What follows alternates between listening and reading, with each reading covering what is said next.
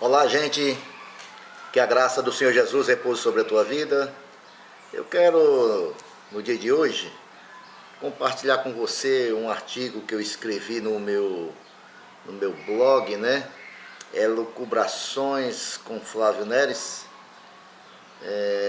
sobre os fatos históricos que comprovam a ressurreição de Jesus.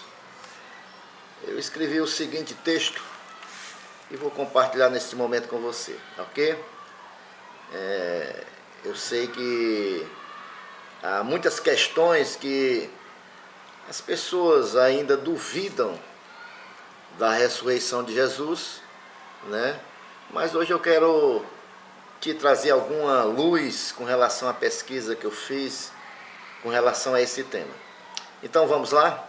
Vamos meditar um pouco com relação a esse tema? Vamos lá, roda a vinheta.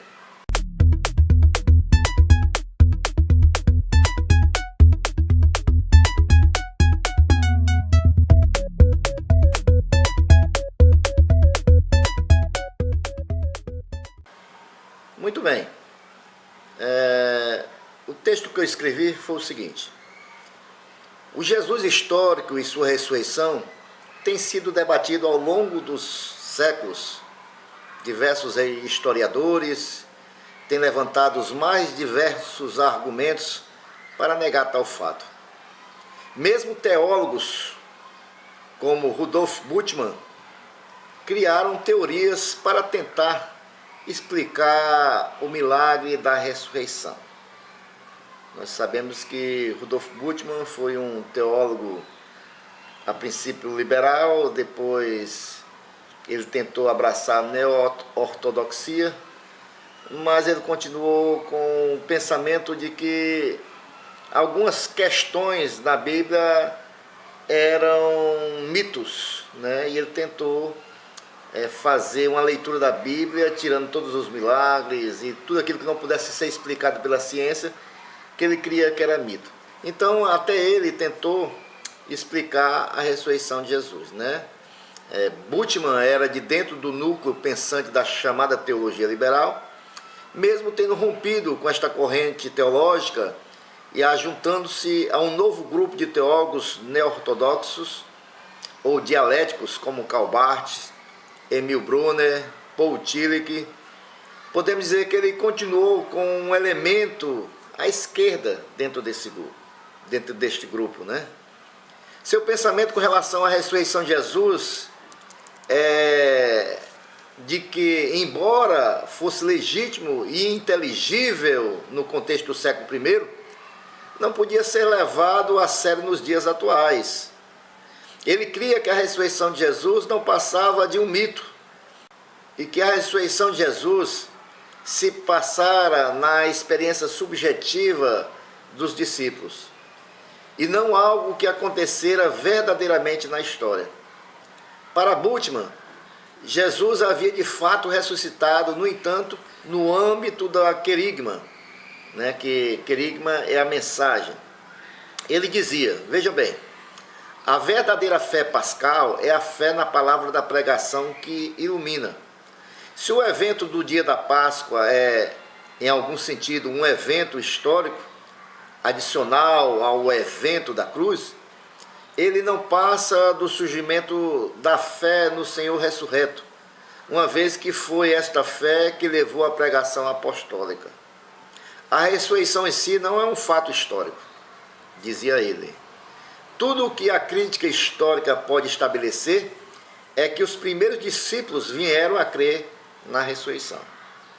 Embora muitos historiadores e até mesmo teólogos como Bultmann não conseguem compreender nem explicar satisfatoriamente a ressurreição de Jesus, há alguns fatos históricos que comprovam a ressurreição de Jesus. Desde o princípio, logo após os primeiros comentários da ressurreição de Jesus, que as autoridades religiosas e seculares buscaram acabar com a nova seita entre aspas, né? A nova seita de cristãos, que pregavam uma mensagem da ressurreição. O melhor que eles puderam inventar foi tornar público o boato de que os discípulos haviam roubado o corpo de Jesus. Que haviam roubado o corpo de Jesus e o haviam enterrado secretamente. Era esta a reação dos judeus no capítulo 28 de Mateus. Ao ouvirem os discípulos anunciando a ressurreição de Jesus, não negaram este fato, mas acusaram os discípulos de terem roubado o corpo de Jesus. A reação dos judeus farisaicos era por si só uma tentativa de explicar por que o corpo de Jesus não estava ali. As autoridades judaicas enredaram-se nesta série desesperada de absurdos, tentando explicar o túmulo vazio. Isso é fantástico porque não vem dos primeiros cristãos, mas de seus inimigos. Eles mesmos atestam o fato de que o corpo havia desaparecido. Não foram os discípulos que inventaram e saíram anunciando, mas os próprios judeus, inimigos a princípio, né, saíram confirmando essa versão. Mas devemos lembrar o fato de que todos os discípulos estavam acovardados e escondidos. Todos haviam fugido. E quem naquele momento teria tamanha audácia e se atreveria a quebrar o selo romano e violar o túmulo, arriscando-se a uma sentença de morte?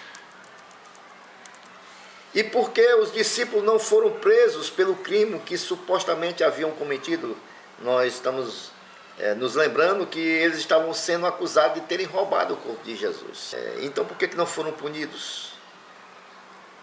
Nem sequer foram disciplinados para uma falha que, para os padrões da época, os levaria a uma pena de morte. Isso tudo é de se estranhar muito. Há uma única coisa que os líderes religiosos e seculares puderam comprovar com todo esse ocorrido e suas ações, é o fato de que realmente havia um túmulo vazio. Tudo que foi feito, tudo que foi levantado, falado e promovido pelos próprios judeus, a certeza que nós temos é que havia um túmulo vazio. Mas o primeiro fato histórico que verdadeiramente comprova a ressurreição de Jesus é o fato deste túmulo, que agora estava vazio, ter sido doado por José de Arimateia. Jesus foi sepultado por um membro do odiado Sinédrio.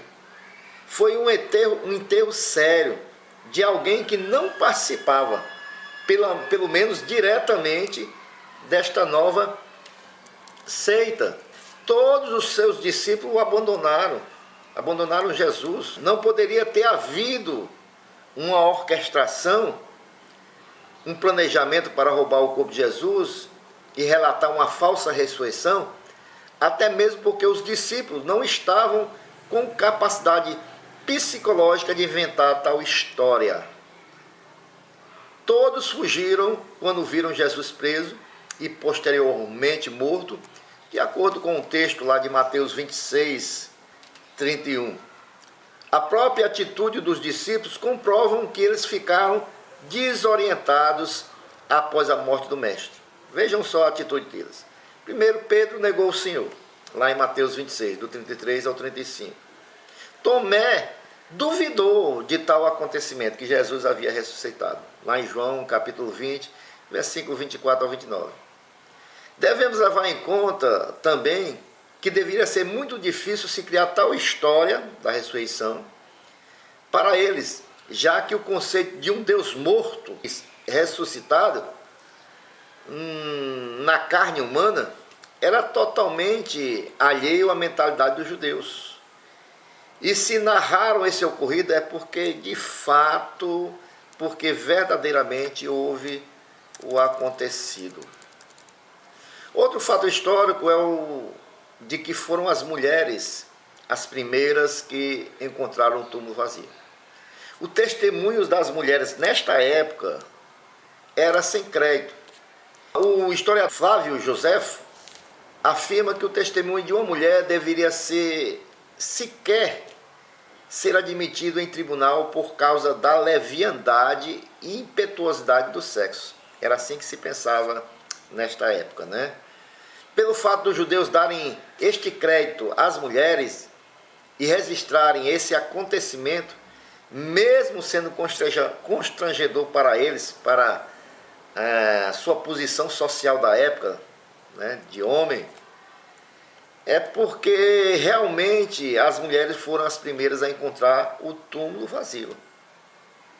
Podemos ver ainda a comprovação da ressurreição de Jesus pelos fatos de vários grupos, em vários cantos, testemunharam o aparecimento de Jesus ressuscitado. Paulo fornece uma lista dessas pessoas lá em 1 Coríntios capítulo 15, do versículo 1 ao 8. Ele diz assim: faço-vos conhecer, irmãos, o evangelho que vos preguei, o mesmo que vós recebestes, no qual permaneceis firmes. Por ele também sereis salvos, se o conservardes, tal como vos preguei. A menos que não tenha fundamento a vossa fé. Transmiti-vos, antes de tudo, aquilo que eu mesmo recebi, a saber, que Cristo morreu por nossos pecados, conforme a Escritura, e que foi sepultado, e que ressuscitou ao terceiro dia, conforme as Escrituras, que ressuscitou ao terceiro dia, conforme as Escrituras, e que apareceu a Cefas, depois aos 12. Posteriormente, apareceu de uma vez a mais de 500 irmãos, dos quais a maior parte vive até hoje.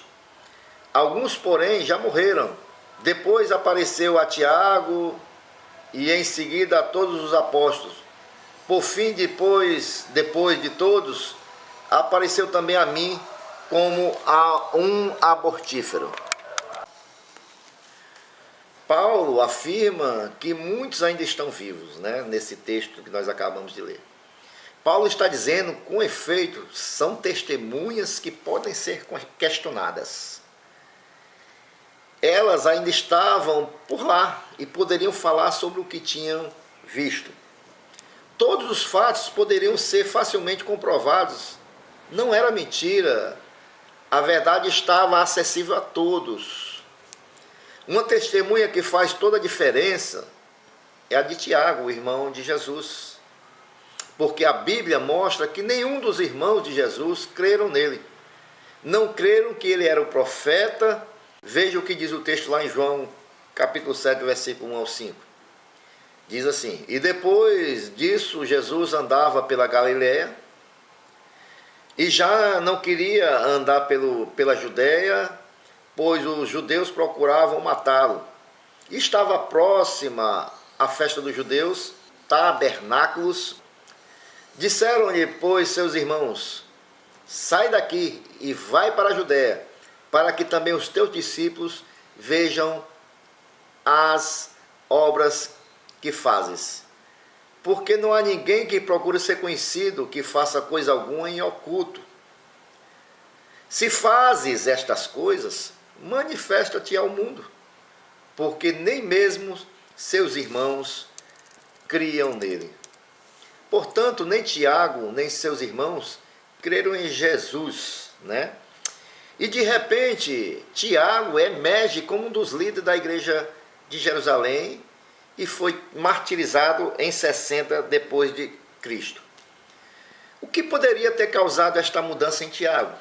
Se ele não cria e de repente começa a crer e se levanta como um dos líderes para anunciar essa mensagem, até o ponto de ser morto por esta mensagem. O que fez deixar de ser incrédulo para morrer pela causa de seu irmão mais velho?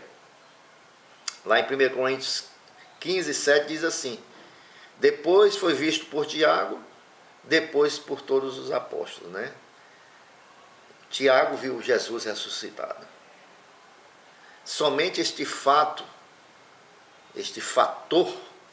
né, do encontro de Tiago com Jesus ressuscitado, pode ter mudado radicalmente a sua fé e vida. Não só Tiago, mas seus outros irmãos passaram também a crer em Jesus após a sua morte e ressurreição, como comprova o livro de Atos, capítulo 1, versículo 14, que diz assim: todos esses perseveravam unânimes em oração e súplica com as mulheres e Maria, mãe de Jesus, e com seus irmãos. Né? Depois da morte de Jesus, estavam ali reunidos em oração e perseveravam.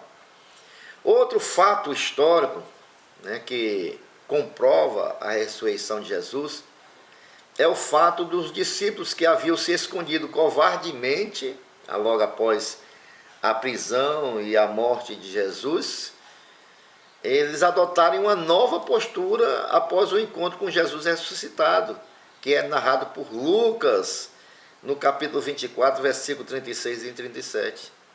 Eles agora, aqueles covardes que haviam fugido, né, propagavam com destemor a mensagem da ressurreição. Colocavam, né, as suas vidas em risco em favor desta mensagem. Na primeira mensagem de Pedro, ele narra o ocorrido. O Pedro que havia fugido, né? Ele diz assim, lá em Atos 2, versículo 23 e 24, a sua primeira pregação, né, pública. A este que vos foi entregue pelo determinado conselho e presciência de Deus, prendestes, crucificastes e matastes pelas mãos de injustos, a qual Deus o ressuscitou, soltas as ânsias da morte, pois não era possível que fosse retido por ela. Lembrando que o túmulo cedido por José de Arimateia estava em Jerusalém. E por esse motivo, os discípulos jamais poderiam ter anunciado a sua ressurreição em Jerusalém se o túmulo não tivesse vazio. Eles pregaram ali onde havia ocorrido o fato, para que todo mundo pudesse comprovar que o túmulo de Jesus verdadeiramente estava vazio. No capítulo 4 do livro de Atos, continuamos vendo a intrepidez dos discípulos, que continuam pregando a mensagem da ressurreição, mesmo em meio aos acusadores fariseus. Em Atos 4,10, diz assim: seja conhecida de vós todos e de todos o povo de Israel, que o nome de Jesus Cristo Nazareno, aquele a quem vós crucificastes e a quem Deus ressuscitou dentre os mortos, em nome desse é que este está são diante de vós. Eles pregam depois da cura daquele paralítico, né? E são presos, posteriormente são levados ao Sinédrio, Pedro e João. Eles falam que estão pregando em nome daquele Jesus que foi morto, mas está ressuscitado. Também diante do Sinédrio, né? Não negaram a Jesus, porque não podemos deixar de falar do que temos visto e ouvido. Eles falaram lá para o Sinédrio em Atos 4:20. Entre muitos outros textos, né, nós podemos ver que eles testemunharam com intrepidez. Somente algo de extraordinário, como a ressurreição de Jesus, poderia ter mudado a vida destes homens que anteriormente estavam acuados e agora andavam totalmente destemidos, propagando a mensagem da ressurreição. Quer queiram ou não, os que são contrários à ressurreição de Jesus, estes fatos só podem ser explicados pelo olhar da ressurreição.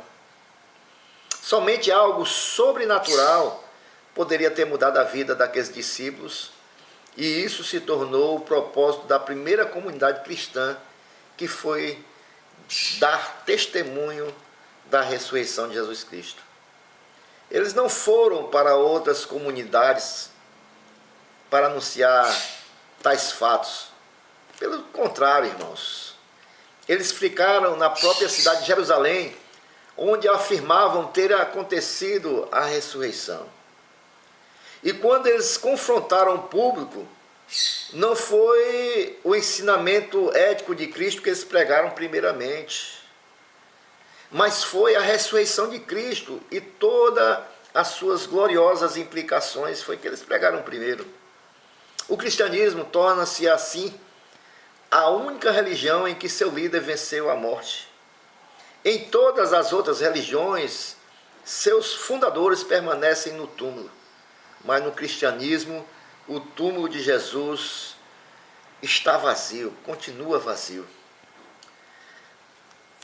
E por esse fato, né, pelo túmulo continuar vazio, traz esperança a todos os seus seguidores, pois se Jesus, se ele venceu a morte e garante esta vida eterna a todos os que o seguem, é porque verdadeiramente nós devemos ter uma vida de esperança, que assim como Jesus ressuscitou, nós também desfrutaremos de uma vida eterna. Ok?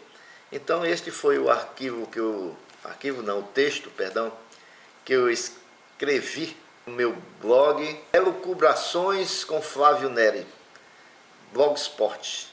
Ok? Então você pode reler esse texto, pode se aprofundar nesta pesquisa, e eu espero que ter contribuído com você de alguma maneira, de alguma forma, para fortalecer ainda mais a sua fé nesse Jesus que é vivo, que morreu, mas ressuscitou.